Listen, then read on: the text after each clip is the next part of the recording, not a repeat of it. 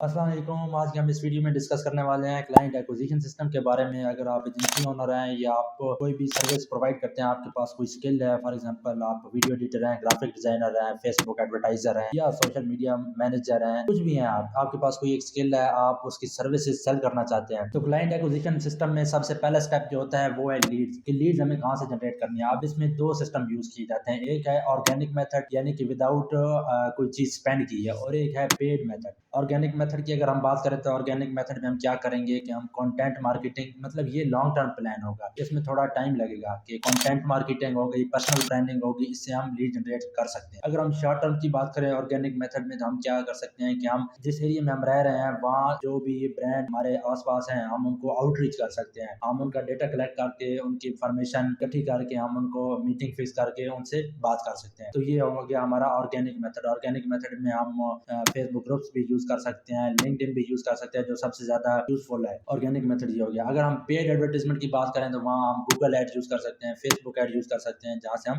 Lead generate कर सकते हैं और हम अपनी सर्विस से रिलेटेड कोई भी वेबिनार बना के फ्री वैल्यू प्रोवाइड करके हम लीड जनरेट कर सकते हैं। पेड एडवर्टाइजमेंट जो है ये मैं स्टार्टिंग में प्रेफर नहीं करता। स्टार्टिंग में आपको ऑर्गेनिक मेथड ही यूज करना चाहिए, आपको लीड्स आएंगी अगर आप फिजिकली आप जाके आउटरीच कर सकते हैं। इसके बारे में मैंने एक स्पेसिफिक वीडियो बनाई है कि कैसे आप फिजिकली ब्रांड्स को आउटरीच कर सकते हैं, तो मैं आई बॉक्स में लिंक दे दूंगा, जहां से आप देख सकते हैं कि क्लाइंट एक्विजिशन फिजिकली कैसे की जा सकती है। अब लीड जनरेशन हो गया कंप्लीट, लीड जनरेशन वाला मेथड हमारे पास लीड्स आ गई हैं। अब जो सेकंड स्टेप होता है वो है डिस्कवरी कॉल का। अगर हम फिजिकल मेथड में बात करें तो फिजिकल मेथड में फेस टू फेस मीटिंग की बात की जाए। अब डिस्कवरी कॉल में बहुत ज्यादा लोग मिस्टेक क्या करते हैं कि सबसे पहले कुछ चीज डायरेक्टली सेल करने की कोशिश करते हैं, ये हम नहीं कर सकते, वो आपसे लीड जाया हो जाती है। सबसे पहले क्या करना है, आपने उनसे उस बिजनेस के बारे में डिस्कस करना है, उनके गोल्स क्या हैं, उनके पेन पॉइंट्स क्या हैं, उनके टारगेट मार्केट क्या है, वो उस टारगेट मार्केट में कौन कौन सी सर्विसेज दे रहे हैं, ये सारी चीजें आपने कलेक्ट करनी है। डिस्कवरी कॉल में आपने कुछ भी सेल आउट नहीं करना। ये डिस्कवरी कॉल में ये नहीं करना कि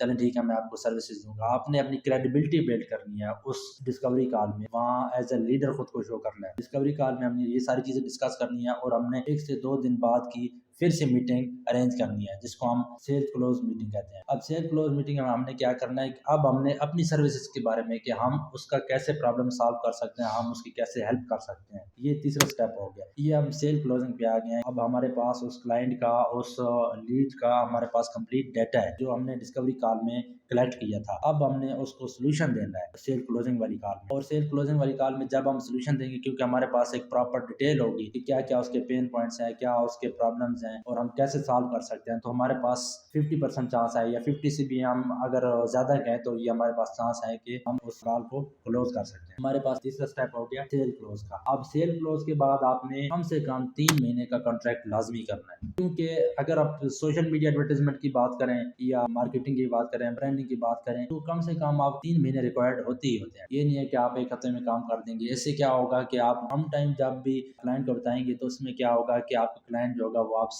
सेटिस्फाइड नहीं हो पाएगा। आप सर्विसेज सही से सेल आउट नहीं कर सकते। आप सर्विसेज, अगर आप प्रॉपर तौर पे अपनी सर्विसेज देना चाहते हैं तो आपको एक टाइम रिक्वायर्ड है। जैसे कि फेसबुक एडवर्टाइजमेंट है, आपको कोई ई कॉमर्स ब्रांड आपने स्केल कर, तो आप एक हफ्ते में या 1 महीने में कैसे स्केल कर सकते, नहीं कर सकते ना। तो आपको इसलिए 3 महीने कम से कम और 6 महीने का कॉन्ट्रैक्ट करना चाहिए। इससे आपका एवरेज लाइफ टाइम वैल्यू होती है कस्टमर की, वो भी बढ़ती है। अगर हम पेड एडवर्टाइजमेंट की बात करें तो ये इसमें हमें ज्यादा एडवांटेज होता है। फॉर एग्जाम्पल हम पेड एडवर्टाइजमेंट कर रहे हैं गूगल एड पे या फेसबुक एड पे, तो हमें जो एक लीड पड़ी है, अगर हम पाकिस्तानी रुपीज की बात करें तो हमें एक लीड 1000 रुपए में पड़ी है। अगर हम एक लीड 1000 रुपए में पड़ी है या 10,000 रुपए में पड़ी है एक लीड, तो वो 10,000 रुपए में अगर हमारा वो कस्टमर बन गया है, तो पहला महीना अगर हम 10,000 की सर्विस दे रहे हैं तो वो पहला महीना क्या होगा, ब्रेक इवन पॉइंट होगा। अगर पहले महीने में हमने उस क्लाइंट का सारा काम करके खत्म कर दिया है तो क्या होगा, या वो पहले महीने में क्लाइंट हमसे चला गया तो वो क्या होगा, ना वो प्रॉफिट में गया ना वो लॉस में गया, वो ब्रेक इवन पे गया, तो उसका हमें कोई फायदा नहीं है। तो हमें क्या करना होता है कि अपनी जो कस्टमर लाइफ टाइम वैल्यू होती है उसको बढ़ाना होता है। उसको कैसे बढ़ाना है कि पहला महीना ब्रेक इवन पे गुजार लेना है। 10,000 की आपने सेल क्लोज की, यानी कि आपको लीड तकरीबन करते करते 10,000 की पड़ गया, 10,000 आपने पहले महीने में मार्जिन कवर कर लिया। अब जो बाकी 5 महीने 6 महीने वो कॉन्ट्रैक्ट चलेगा वो सारा आपका होगा प्रॉफिट। तो आपने इस पॉइंट ऑफ व्यू से सोचना है कि अगर मुझे लीड महंगी भी पड़ रही है तो मैं आगे